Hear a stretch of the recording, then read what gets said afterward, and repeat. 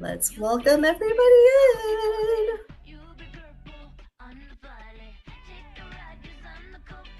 All right, all these AI meeting notes waiting to be approved. Here we go. Welcome, everyone. This is your final Empower Our Financial Literacy session. We will be talking about investing. I'm really excited. So welcome, welcome. We're having quite a few folks participate today. All right, I'm going to move us on to our question of the day. This is a good one. If you want to answer in the chat, feel free to do so if you can't see the Zoom poll that I just launched. But who tends to be a better investor, men or women? Go ahead and take your best guess. Hi, everyone. Welcome. I don't know what AI companion means. What does that mean? Oh, access topics. Okay. Sure. Did not start AI companion. Oh, wait, no. What is this? I don't know what that is. I'm trying to keep up with AI, y'all. It's a lot. Anyways, so go ahead and answer your poll question or what you see on the screen. Who tends to be a better investor, men or women? Take your best educated guess. All right. Okay. We got to get going because we have a lot to cover, but I'm going to end the poll. We have about over 50% participating. Thanks for doing that. Men, both. All right. Thank you for responding. I'm going to end the poll. I'm going to share the results.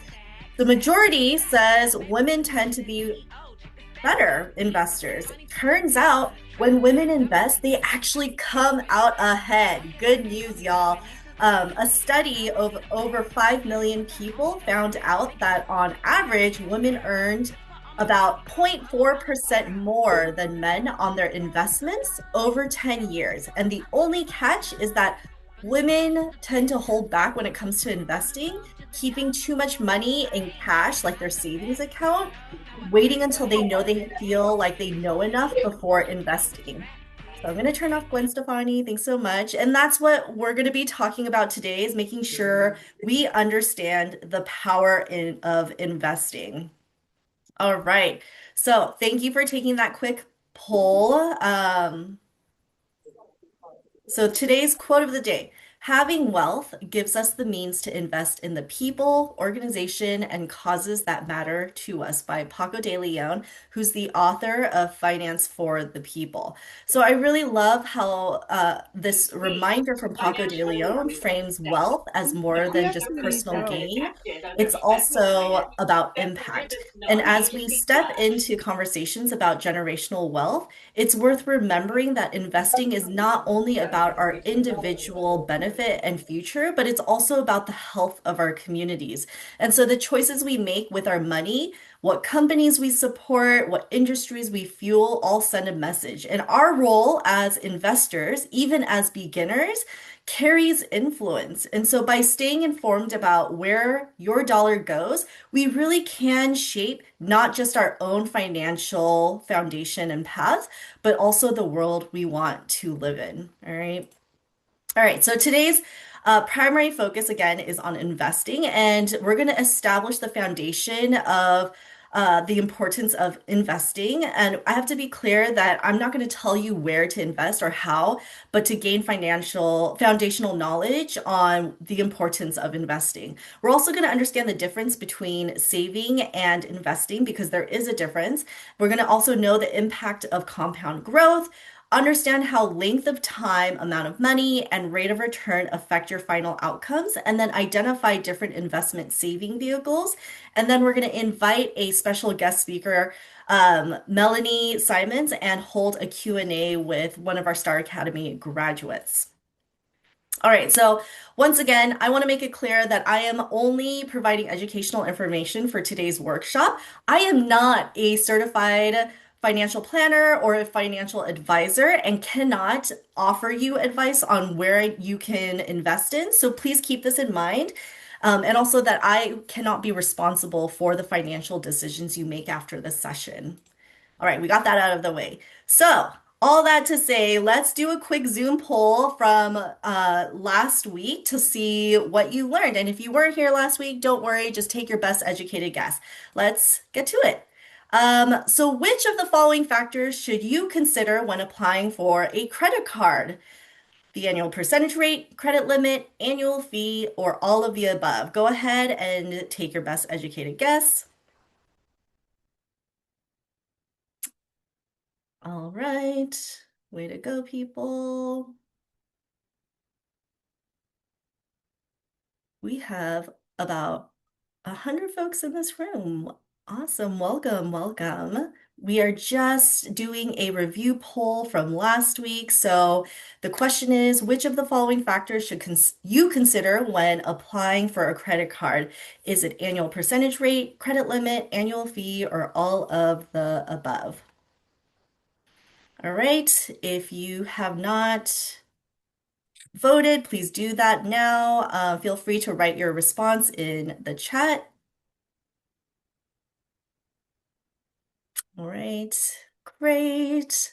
Thank you so much. I'm going to end the poll, share it with you all, and the majority is correct. It is all of the above. You want to make sure that you are looking at the annual percentage rate, the credit limit, and the annual fee, so that you're not walking not knowing what you're getting yourself into, and just in case like you miss a payment, you want to know how much interest you're going to have to owe, especially if you, yeah, just don't want to get into deeper debt. So, well done, everyone.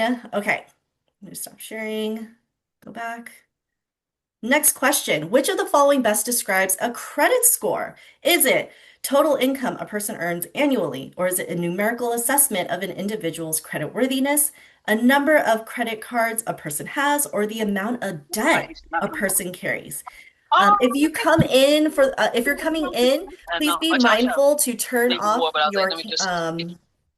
your mic because everyone can hear your lovely voice, and uh, it also throws me off a little bit. So if you can make sure you're on mute, that would be really helpful. Thank you. All right. Okay. We have, what's the percentage here? 44% of folks participating. I would love for us to get more than half if we can. So take your best educated guess. Okay, we got 47%. If you can, let's hit that fifth over 50% participation. Again, which of the following best describes a credit score? Total income a person earns annually, numerical assessment of an individual creditworthiness, number of credit cards a person has, and the amount of debt a person carries. All right, we hit that over 50% mark. I'm going to end the poll now. Okay. You share the results, and again, the majority is correct. It is the numerical assessment of an individual's credit worthiness. And so your credit score will range between 300 to 850. 850 is the top that you can ever get. 350, you're going to have to work on your credit score. All right. Final review question. How can you improve a low credit score? Is it making regular payments on time? Is it maximizing your credit limit, ignoring bills and payments, or opening multiple new credit cards? Which one is it?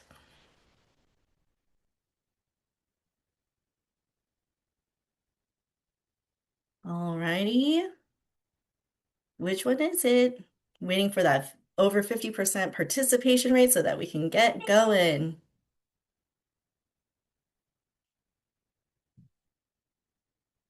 Oh, opening up multiple credit cards is not technically bad, as long as you can pay in full, make on-time payments. You just don't want to be seen as someone who uh, is late. So if you can manage all of that, wonderful. But typically, you want to make sure that you're paying on time. Yes, and I'm going to close the poll, share the results. Majority is correct. It is making regular on-time payments and more than the minimum, y'all. We don't want you to pay just the minimum, okay? Okay, thanks for taking that. So, let's get into it. I'm going to close this. What is investing? So, a big question I had when I was younger was, what is better? Do I save or invest? And at first, I thought it was savings, but the answer is actually both. Growing up, I thought investing was this huge gamble. Like you had to trade stocks all day, already be rich, play big to earn big, and just hope for the best. And on the other hand, I thought saving was way safer and better for my financial health because it felt like something I could control. And then realized that putting all my eggs in just my savings account was actually losing money because of a thing called inflation. But as I researched and read more, I learned that investing does not have to look anything like the flashy or risky images we might see and hear in media. And that's why it's really important to understand how investing really works. So let's break it down by watching this quick video about learning the difference between savings and investing. Hey Eddie, how's the rest of your spring break? Pretty chill. Lots of video games. I'm surprised my fingers still work, honestly. Oh hey Maya. Hey, you two. Welcome back. How's Florida? Hot, but really fun. The best part was spending time with my grandma. I haven't seen her as much since she retired and moved to Florida. Well that's nice. Yeah, she's loving retirement too. She has a nice condo near the beach, plays golf with friends, and there's lots of good shopping nearby. She even took me to this one store and got me this new sweater. I like it. Grandma's got style. And she must have saved well for retirement. Actually, she invested for retirement. Huh? Yeah, what does that mean? Oh, I got you. Grams totally took me under her wing and taught me about investing. So, there's a difference between saving and investing, but you should really do both. Saving is putting aside money for future use that you can usually access at any time, such as from a savings account. Investing, on the other hand, is taking your money and putting it to work for you with the goal of it growing over time. Investing comes with rewards and also with risk. Investing over long periods of time and in lots of different types of investments can reduce that risk. Okay, so saving is less risky than investing, but investing can pay off more in the long run. Yep, that's a good way to put it. Okay, so how do you invest? Well, Grandma told me there are lots of types of investments. Over the years, she invested in stocks and bonds, in an online account, and in real estate too. There are different investment accounts for specific things. She also had something called a 401k for over 30 years. I guess it's a pretty common retirement account that companies offer to their workers. What's great about these accounts is you're not taxed on the money you put in, and they can grow in lots of ways. Interest, compounding, and when investments go up in value. The trick with these is you can't touch the money for a long time. Well, not without getting hit with taxes and penalties. So unlike savings accounts, the investment choices inside of 401k are specifically designed for retirement. That makes sense. So investing is a long game? Yep.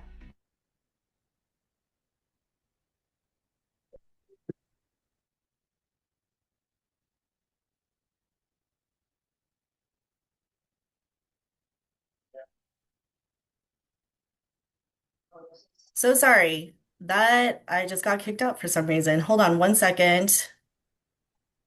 I'm gonna share what just happened.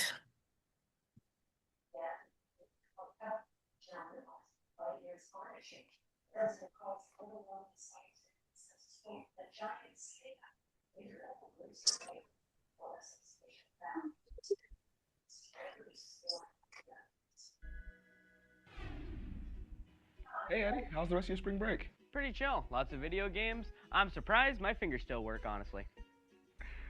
Oh hey Maya. Hey, you two. Welcome back. How's Florida?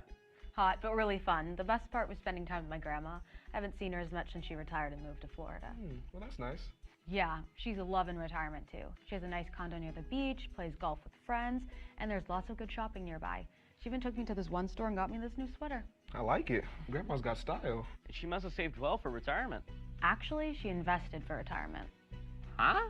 Yeah, what does that mean? Oh, I got you. Grams totally took me under her wing and taught me about investing. So, there's a difference between saving and investing, but you should really do both. Saving is putting aside money for future use that you can usually access at any time, such as from a savings account. Investing, on the other hand, is taking your money and putting it to work for you with the goal of it growing over time. Investing comes with rewards and also with risk. Investing over long periods of time and in lots of different types of investments can reduce that risk. Okay, so saving is less risky than investing, but investing can pay off more in the long run. Yep, that's a good way to put it. Okay, so how do you invest? Well, Grandma told me there are lots of types of investments. Over the years, she invested in stocks and bonds, in an online account, and in real estate too. There are different investment accounts for specific things. She also had something called a 401k for over 30 years. I guess it's a pretty common retirement account that companies offer to their workers. What's great about these accounts is you're not taxed on the money you put in, and they can grow in lots of ways: interest, compounding, and when investments go up in value. The trick with these is you can't touch the money for a long time. Well, not without getting hit with taxes and penalties. So unlike savings accounts, the investment choices inside of 401k are specifically designed for retirement. That makes sense. So investing is a long game? Yep, Okay, so how do you know when it's best to save versus invest? that's a really good question, and it depends on the goal you're trying to reach.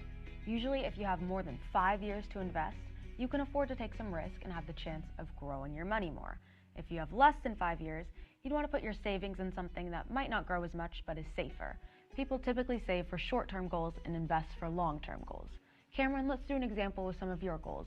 Remind us of your short-term goal for the next year. So my short-term goal is to start college. Which is in like 6 months, right? Yep. Okay, so if it's in 6 months, should you save or invest? Save. Definitely not enough time to invest for that goal. That's right. Saving is best for this goal. You'll need to access the money soon, so it's not a good idea to put it in an investment account.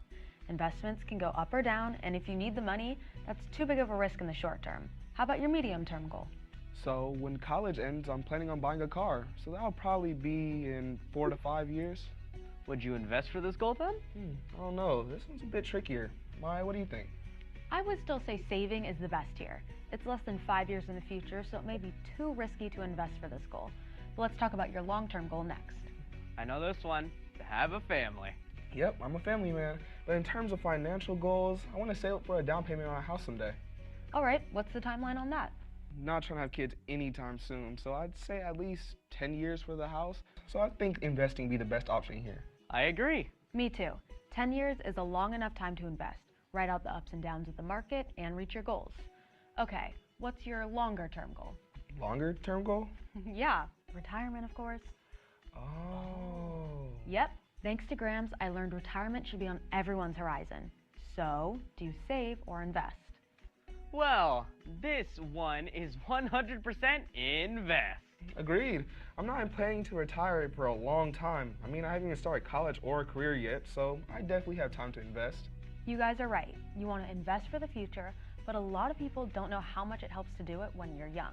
It's okay for the amount to be small at first. It's just important to start early. Cameron, you know that 20% you're saving from your paycheck from the museum? Yeah? Well, you can consider investing some of that 20% based on how you're budgeting for your goals. Most of it would go into savings, but some of it might go into an investment account for the long term. Interesting, Ryan. I haven't thought about that before, but I'll look into it. Thanks for all these pro tips. You're welcome. I learned so much from my Grams this past week. Well, now I want some of Grandma's advice too. How do I determine when to save or invest, and how will that help me reach my personal goals?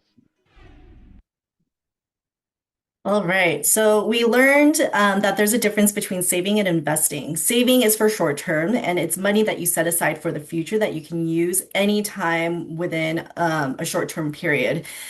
Because your money is in a low interest savings account, it stays safe and it's easy to get when you need it. This is where you apply that 50-30-20 rule. Let me go back here, where from the 20% that you set aside, about 10% of that can go into savings. And again, it's best for short to medium term goals, things that you plan to pay for in the next maybe 1 to 5 years, like school expenses or a car that you'll need soon. Investing, on the other hand, is that other 10% that can mean putting your money to work so that it can grow over time. And right now, time is on your side if you are a high schooler, right? Or even like in your 20s. So investing does involve more risk than saving, but it also gives your money a better chance to grow. And that's why investing is best for long-term goals like retirement, which are more than 5 years away. So knowing how much you spend now helps you estimate how much you're going to need in retirement later. Your lifestyle will change, but understanding your current spending gives you that starting point, just like a rough estimate of how much money you're going to want to have when you're older. That is where your 50/30/20 rule helps you build that awareness early. So, what do I mean when you hear folks saying that you're putting your money to work when you invest? We're talking about the power of compounding. Your money makes money, and then that new money starts making money too. So over time, this can turn a small amount into something much bigger if you're patient and staying invested. On this graph, the dark blue shows the money that you put in each year. That's called a principal. The light blue is what your money earns just by sitting in your investment account for 40 years, assuming you might have a 6% return, which is pretty conservative. The longer your money stays invested, the more it can snowball into a bigger one, right? Like in this red snowball, which I tried to demonstrate in those circles. But heads up, this works the opposite way with debt, where interest is snowballing against you if you're in debt. So, one quick clarification, investing doesn't even earn guaranteed interest like a savings account. It earns compound returns, which go up and down and are not guaranteed. But this is a big but, over time, they can be really powerful. So historically, the longer you let compounding do its thing, the more likely you are to end up with positive results. But you have to let it stay in your investment account long enough to make it worth it, or else you're going to end up paying penalties depending on the type of account and different asset classes that you get. All right. So let's look at the stock market from the 1920s to 2020 to understand how it behaves long term. This chart shows nearly 100 years of bull and bear markets in the S&P 500, which is a popular stock market index that tracks the performance of 500 of the largest publicly traded companies in the United States. Bull markets in teal are periods when stock prices rise, while bear markets, the lime green color, are periods of when prices fall. And I'm showing you this graph because understanding trends and history helped ease my nerves about getting started with investing. But I want to emphasize that bull markets happen more often than and last longer than bear markets, even within 100 years, right? That's why financial advisors encourage you staying invested and not panic selling during downturns. If you stay in the market, your portfolio has time to recover and grow. So investing alongside savings is essential for building wealth. Saving is great for short-term goals, but investing allows your money to grow over time through compounding. So starting early matters. The sooner you invest, the more time your money has to grow and the bigger the payoff down the road. So let's drive this point home using this graph. Keisha, the brown bar, started investing at the age of 25 and contributed consistently until retirement.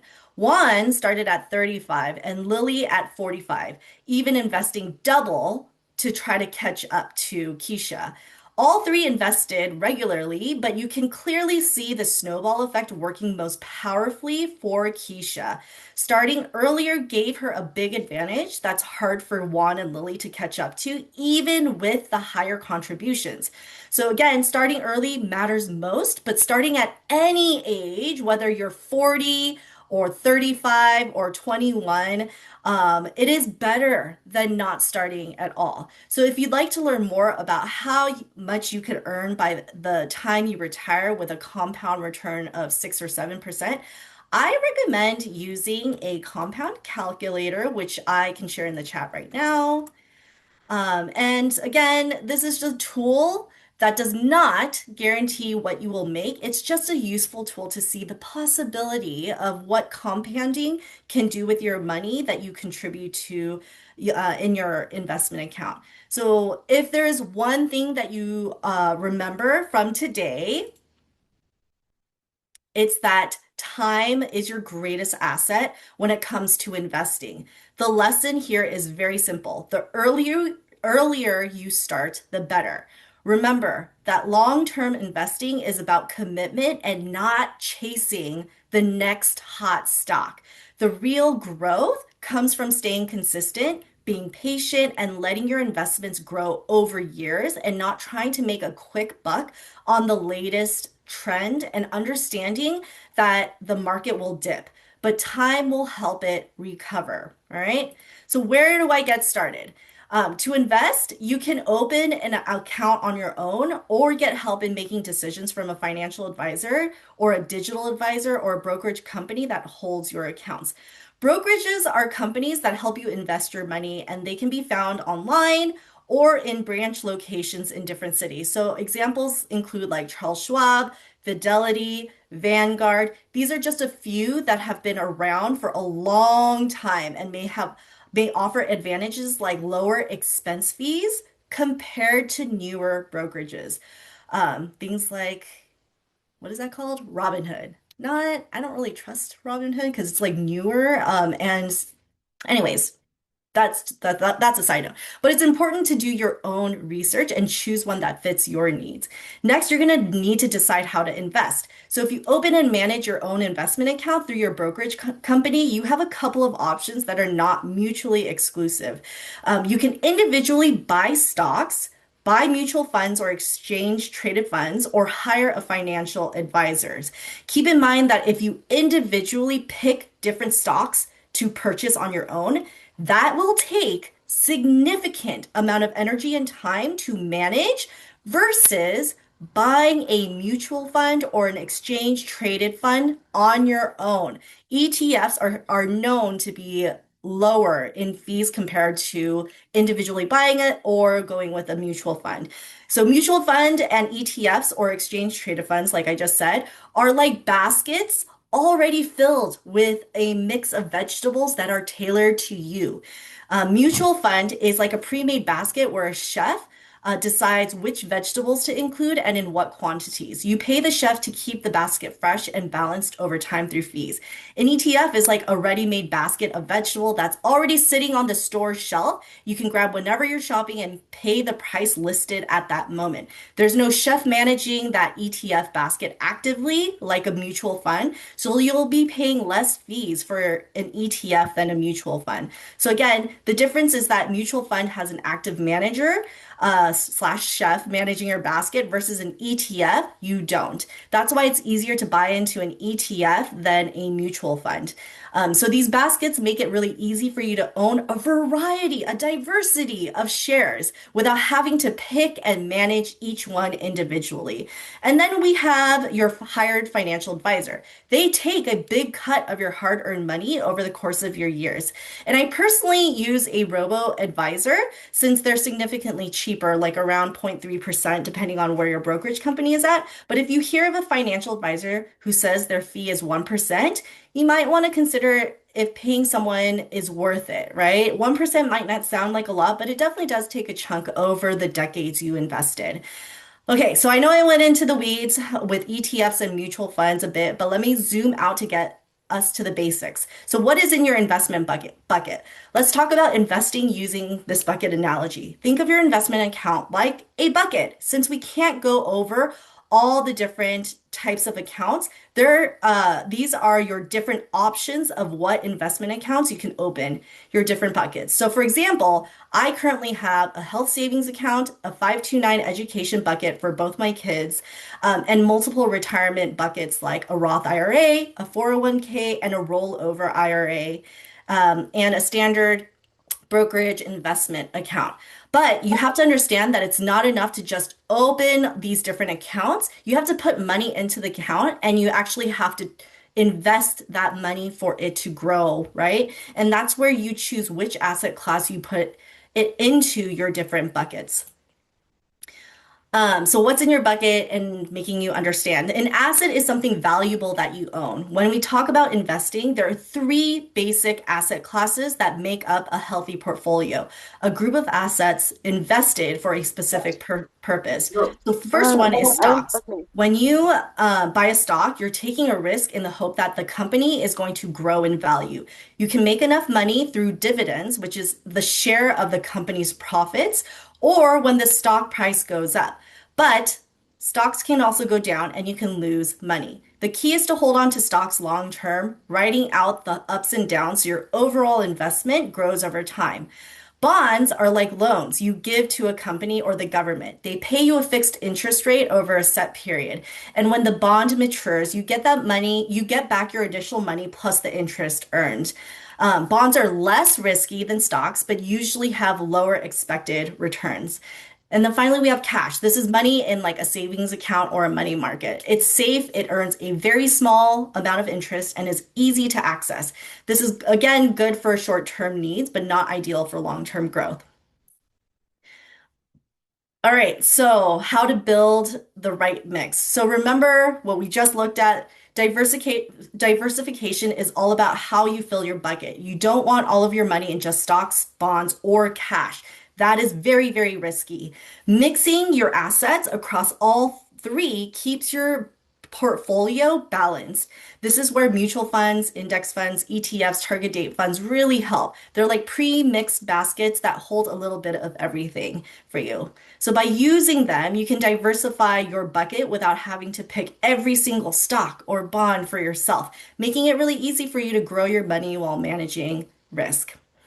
Okay, I know I'm going really quickly. And so I see that there's a lot of questions in the chat, and oh, Melanie is actually answering a lot. So thank you for that. Okay, I'm just going to do a summary on the investment risk.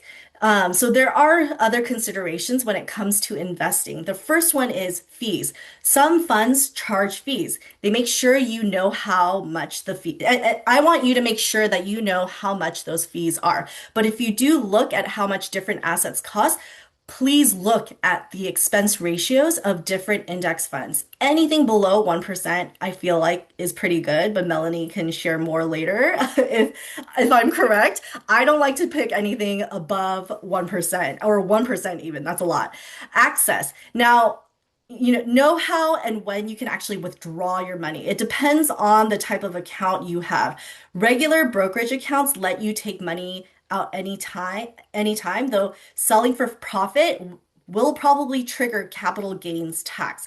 Retirement accounts like IRAs or 401ks usually cannot be touched until age 59 and a half without a penalty. So once you reach age 73, the IRS requires you to start taking required minimum distributions, and the minimum amount you must withdraw each year, which is taxed as regular income. Okay. Of course, if you have special circumstances where you have a hospital emergency, I think there are certain qualifications where you can take out from your retirement fund to be able to pay those off. But I'm not too sure if that gets taxed or not. I feel like it doesn't, but maybe Melanie can share more. Okay, and then did we go over taxes? Yes. Did we? Okay, I am like zooming through this. So investing can have, again, implications depending on your account and type of investment. So if you buy a mutual fund or an index fund, it is best for you to hold it for at least 1 year. If you sell it sooner, you might owe a short-term capital gains tax, which is the tax on the profit that you made from selling an investment.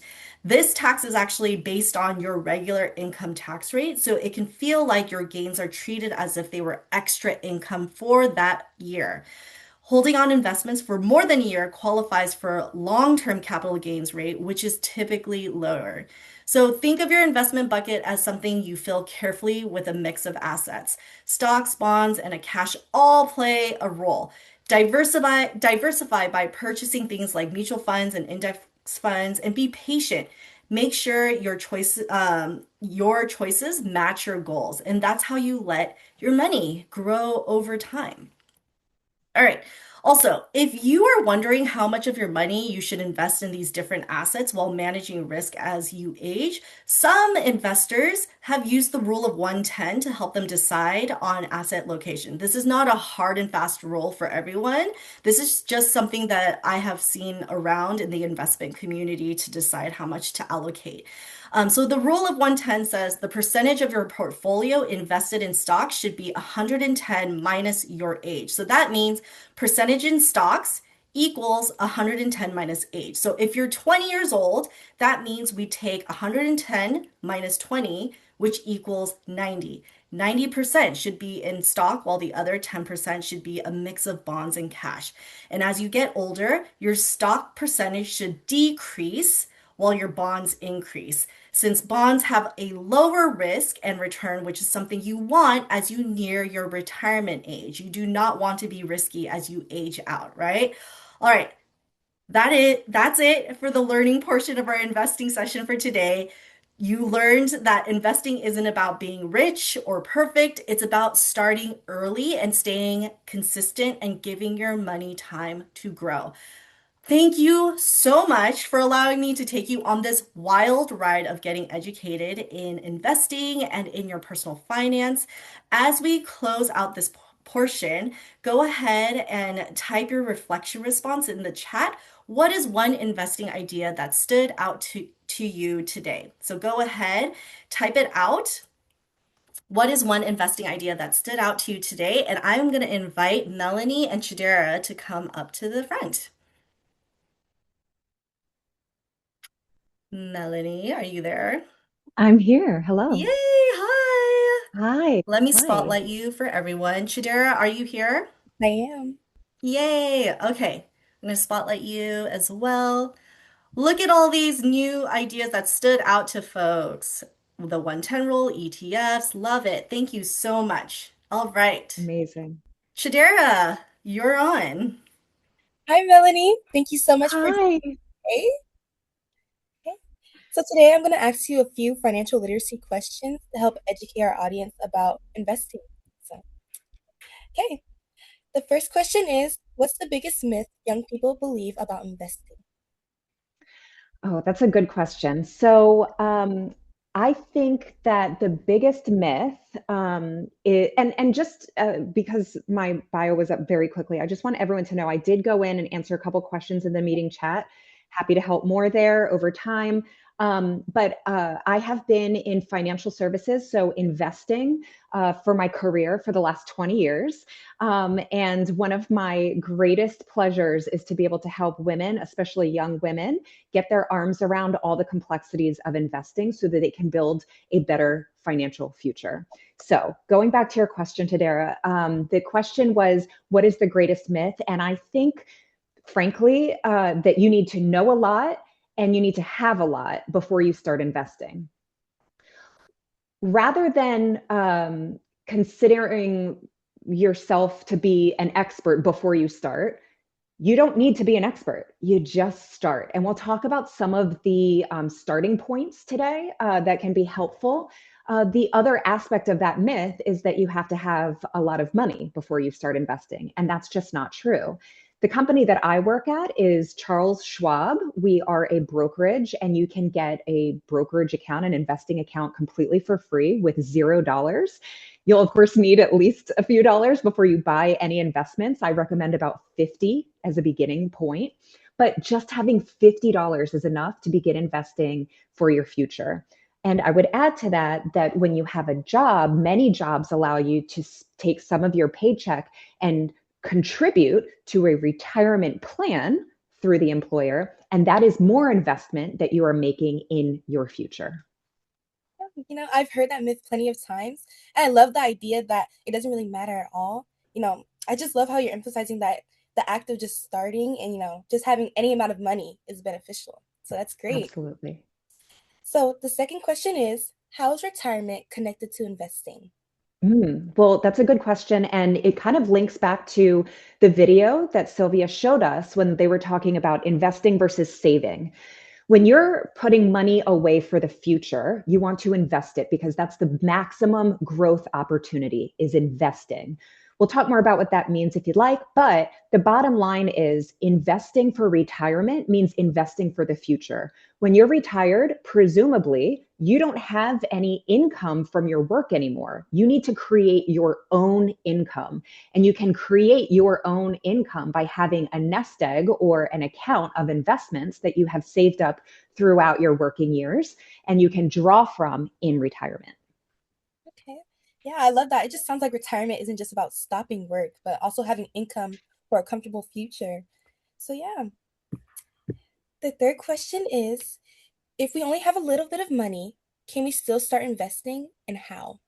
Yeah, so this goes back to the first question, which is perfect, Shadera. So you can start with as little as $50. You'll need one of two types of accounts, either a retirement plan account like a 401k that you can get through an employer, or an account that you open up yourself. An account you open up yourself can be for retirement. That would be considered an IRA or a Roth IRA. We can talk more about that as well, but I also recommend everyone dialed in today, everyone on the line, do a quick search on IRA and Roth, ROTH IRA. That's setting up a retirement account for yourself. Separately, you can open up a brokerage account. Brokerage simply means it's an account that you can put your name on and buy investments in it. Regardless, you can start that with as little as $50. In my opinion, you could actually do it with zero, but it's hard to buy investments with no money. So if you started with 50, you open up an account and you can purchase an investment. Today, Sylvia talked a little bit about investing in index funds and ETFs.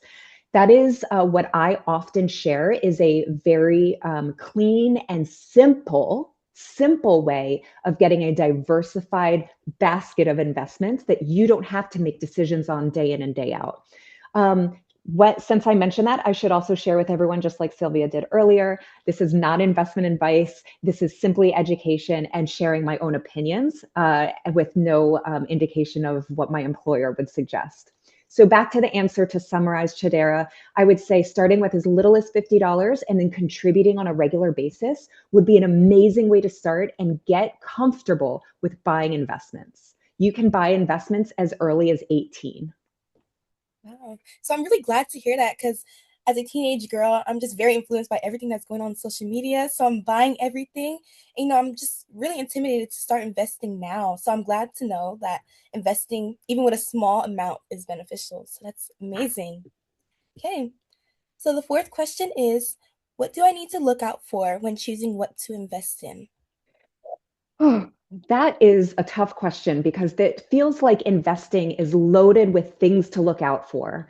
And what I would say is keep it simple by looking out for two things. Number one, look out for the costs. If you're paying a person to pick your investments for you, that can eat away at your wealth over time and it can eat away very rapidly. So you have to be very careful about what you're paying for your investments. Even if you're not paying a person, you have to be thoughtful about what the cost of purchasing an investment is. Sometimes there's a sales cost, also known as a commission. Sometimes there are trading fees. Sometimes mutual funds have embedded fees that they don't even tell you about. You have to go searching for it. But the bottom line is if you can identify something that is cost effective and meets your goals, that's a great path forward. The second thing is diversification. We talked about that. All of us know you don't want to have all your eggs in one basket. If you put all your money in one company, let's say one investment, and that company goes to the ground, if it falls apart, you lose everything. So instead, what we want to do is spread our eggs across many different baskets, and that's called diversification. You can achieve diversification with one investment. You can achieve diversification with one index fund or exchange traded fund in an index. And that keeps it, again, very simple and straightforward. And going back to the first point, very cost effective. So understanding how risky an investment is and just spreading your money across multiple investments helps protect you from losing investments, basically. That's right. Because if you have your eggs in many baskets and one basket falls apart, you're still growing in all the other baskets. Okay. No, I really love the metaphor about the eggs in the baskets. That's an easy way to understand it. Okay. So the fifth question is, what advice would you give your younger self starting to invest early? Oh, I would tell my younger self, and I think about her a lot. I would say, number one, don't be afraid. Do not be afraid. The people who are afraid and wait too long, they miss out on so many opportunities. And frankly, I was afraid. I would also say to her, once you get over that fear, do more. There was a time when I started my first job, I did have access to a 401k, which was very lucky for me. And I was setting aside maybe 2 or 3% of my salary. It felt like a big chunk. I needed every penny in those years. But now looking back, I realized I might have been able to do 4. maybe even 5. And so I would go back and tell my younger self, don't be afraid and do more. Really push the limit till it feels like it's too much. And then you can pull back if you're doing employer plan or retirement plan contributions. Now, I'm really glad that you shared that with us. And I have a question. Why do you think younger people are so comfortable with waiting to invest? Mm.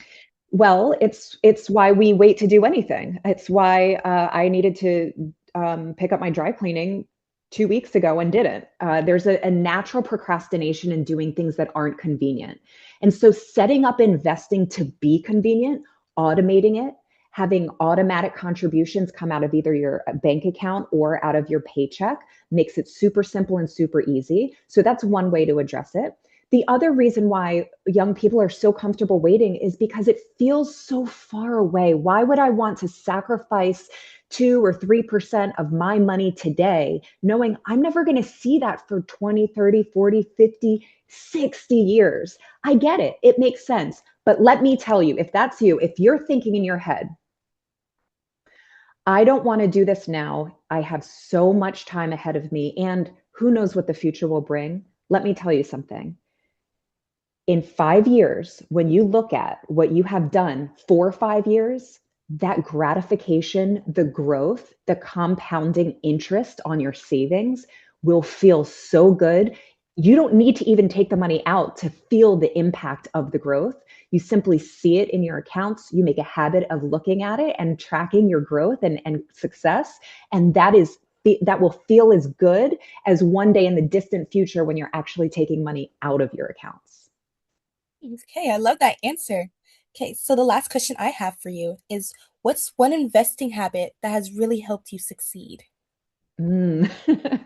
Well, it's partly the automation. A big part of it is not depending on myself to make the choice to make an investment day after day or month after month. Setting it and forgetting it has been so valuable to me. A second aspect of that, I work in financial services. I'm surrounded by stocks and bonds and mutual funds and ETFs all day long. But what I choose to do, despite that fact, is I buy an exchange traded fund, a big sort of bundle of stocks, an index fund, and I leave it alone. I don't pick investments. I don't. I don't have time for it, and frankly, it's not that fun for me. It's just not that interesting. And so when I go to my account every month and see that index fund has gone up, up, up, sometimes it goes down, to be completely fair. But over the long term, seeing it go up, oh, it's so gratifying. And again, that's why you do it now, because you will celebrate your success in 3 years and in 5 years and in 10 years. It's not just when you need the money to come out of the accounts that you celebrate. You can celebrate all along the way. And trust me, it feels so good to be saving for your future and seeing that number go up, up, up. Wow, I really appreciate all the honesty with your questions. It really shows that investing isn't just about numbers. You highlighted like disciplines and consistency can get you a long way. So thank you Mhm. so much. So I do have a few questions in the chat. So the first question is, can you open a brokerage account for a teen who's under 18? Yes, the answer is yes. So, technically, in the United States, of course, age 18 is the age of adulthood or majority. You can open an account if you're below the age of 18, but you have to have an adult on it with you. That account type is called a UGMA or a UTMA. They're only very slightly different, but the bottom line is a UTMA is a type of account that is in a minor's name, but with an adult also named on it. And then it transitions to that minor when he or she turns 18. Okay, great. Honestly, I'm so glad somebody asked that question because I was wondering the same thing. Yeah, you can do it. You can do it. Okay, so the second question is, what are 6 key points of investing we should keep in mind? Oh, 6. So Mhm. not 2 or 3? All Yeah, right, I okay. can do this. I can do this. All right. 6 points of investing. I'm going to recap a couple things I already said. I hope that you won't find it too redundant, but it's important. Number one, you want to start as soon as you can, as soon as possible. Again, even if it just starts with $50 into an index fund, you are getting started. So start right away. Number two, stretch yourself a little bit. If you feel like you can save another $10 a week in an account like this, or once you have maybe a summer job or a part-time job, maybe you're adding another $50 a month, which is a little bit more than $10 a week. Stretch yourself and see how it feels. Because like I said to my younger self, you could have done it. You just didn't, you were afraid to do it. Stretch yourself. And then when it feels like too much, you can always pull back, right? You can always go from 50 to 40 the next month. So that's two. Number three, be really mindful about expenses. So earlier, Sylvia talked about 1% at cost for using a financial advisor. Something that I told a family member recently, this is just Melanie's personal opinion. I told a family member recently, you don't need to pay an advisor until you have $1 million. She said, so never? And I said, yeah, you don't need to. There's just too many resources out there that you can do it simply and easily without expenses for a person telling you what to do. No, that was three. I think Yeah. that was three. Okay, let's go to four. Number four, it's my opinion or my secret, if you will, to keep it simple. The more complex it gets, the less you want to do it. It becomes a chore. So again, if you can automate it, if you can pick one or two investments that are automatically diversified, they have lots of those baskets for your eggs built into it, and low cost, and have it automatically money going into it, that is perfect. Any kind of simplicity that you can add to your life when it comes to investing is smart. Number five, educate yourself. There are so many resources out there that it can be extremely overwhelming. I'm going to tell you about two that I personally know about. I won't tell you that these are my recommendations. These are just two that I know about. One of them is because it's my employer. I work for Charles Schwab. It is the #1 brokerage company for Gen Z. So it is built in a large way to help people of all ages, especially young people like you. So when you go onto the Charles Schwab website, you can find all kinds of little educational pieces. You can read one page. It's very user friendly. There's some videos as well. Some, let's see, they have some graphics that you can visually see, pieces of details about investing, etc. And then a second thing that I want to mention, I was going to put it in the chat, but I'll say it here too, is one of my favorite books about wealth is a book called The Simple Path to Wealth, which kind of hits on one of my other points, which is simplicity. The Simple Path to Wealth. It's not all about investing. There's a component of investing in there, but it's about getting wealthy the simple way. There's no fast and easy way, but there is a simple way, and that book hits on it. So those are two types of resources you could take advantage of. There are also podcasts if you like that. There are websites, there are YouTube channels on these topics. All of them are a great way to educate yourself. So I think that was five. And then number six is, this is important, and I'm guilty of it sometimes. Do not, usually we want to talk in positives, but this one is a do not. Do not get FOMO about investments. You cannot let yourself feel the emotional fear of missing out. If you hear someone else say, I just made a bunch of money on X, I have crypto, I have an advisor who made me a bunch of money. When you hear those things, it is natural to say, well, I could really use that. I want that. Shut it down. As soon as you feel that kind of creep up, that FOMO, shut it down and say, I'm going to keep it simple. I'm going to stick to my plan. I'm going to let it be automated and stay diversified. So I think that was six. And I appreciate the question. I loved your answers. Thank you. So the third question is, which is better for long-term wealth, S&P 500 or different stocks? Ooh, that's a good one. So there is science behind this answer. There are statistic details. There is math behind the fact that simply investing in the S&P 500, which is 500 different companies all at once, will outperform any single stock picking strategy over the long term every time. Now, there are other things other than the S&P 500, other index funds that can be you could add to an S&P 500 to even diversify even more. The reason I say that is the S&P 500, again, it's 500 of the biggest companies in the United States. You might want to add some international investments and buy an international index fund of companies overseas as well, build some diversification there. But to answer your question simply, in every single study over the long term, that's 15 to 20 years or longer, the S&P 500 has outperformed anybody who picks individual stocks and creates a portfolio from that. Okay, great. So this next question, I might be pronouncing it wrong, so please correct me if so. So this fourth question is there a Rhoda IRA that you can invest in with a small amount of money? If so, who do I call? Is that Roth IRA maybe? Yes. Okay, all right, so let's go with that. A Roth IRA, let's start with IRA. IRA is simply an individual retirement account. You don't need to be employed and have an employer plan or a 401k if, to have an IRA. You can set one up yourself. The Roth IRA is super special. It's super special because the money that you put into the Roth IRA, you will never pay taxes on ever again. If you take a dollar out of a 401k one day in the future when you're retired, you have to pay tax on that 401k distribution, is what it's called. You take a dollar out, you pay tax on the dollar. You take money out of a Roth IRA, no taxes. It is truly magical. So, the one thing you need to know is in order to make contributions to put money into a Roth IRA, which is where you're going to invest from there, is you have to have income, earned income. You have to have a job of some kind. Okay. So, and that's, by the way, any age, any of you, anybody on this call can open a Roth IRA if you have income that you have earned.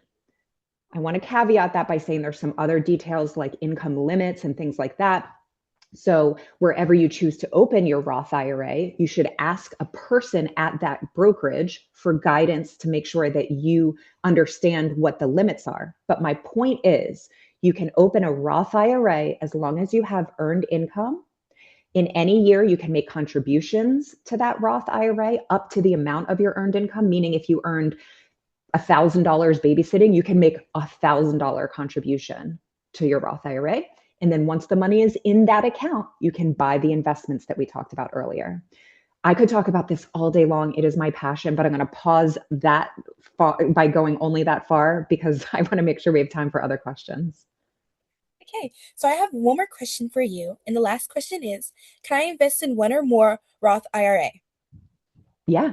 So, yeah, going back to the last answer, as long as you earned income this year, you can put money into a Roth IRA. How do you open a Roth IRA? You go online to what Sylvia mentioned, Schwab, Fidelity, Vanguard. There are other kind of online only type places, but those are the three discount, no cost places that you can go online and open these accounts. They will ask you a bunch of questions. So if you want to go meet with a person to open the account for free, you can walk into a branch if you have one near you for Schwab, Fidelity, Vanguard, et cetera. Once you're there, they will have you fill out an application. You have an account, and then you can start transferring money from either your bank account, your checking account, or you can make a deposit in other ways that are a little bit more complex. Okay, I think that's all we have time for today. Melanie, thank you so much for joining us again. It's Thank you. a pleasure. Thank you so much for informing us. Thank My you, pleasure. Melanie. Thank We are you. so grateful for your knowledge and I just felt like it was so refreshing because you broke it down in such digestible ways. You are getting a lot of love through the different emojis. Yay. I hope you can come back and share more of your knowledge. We'd love to have you back. But yeah, thank you everyone. Thank Melanie for doing such an excellent job. We're so sorry we couldn't get to all of your questions, but sign up for our Empowerment Academy programs or our future Empower Hours. We would love to have you continue stay engaged with our community. And yeah, so thank you so much. We will end our final Empower Hour financial literacy session right here. Thank you. Bye, friends. Bye, everyone.